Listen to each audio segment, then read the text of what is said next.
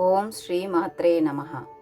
లలితా సహస్రనామ పారాయణంలో ఈరోజు 30వ శ్లోకాన్ని నేర్చుకుందాం.